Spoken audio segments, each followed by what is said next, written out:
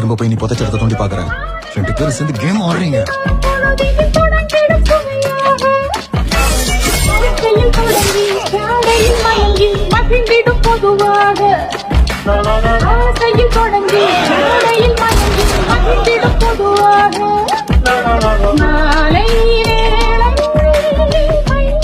தயாளு சாகலேன்னு முதல்ல நான் இவன் கிட்ட தான் சொன்னேன். இத சேவன் கிட்ட சொல்லாத. தயாளை யாருக்கும் தெரியாம என்கிட்ட கூட்டிட்டு வா. நான் அவன் கிட்ட டீல் பேசணும்னு சொன்னேன். அது எனக்கு தெரியும்.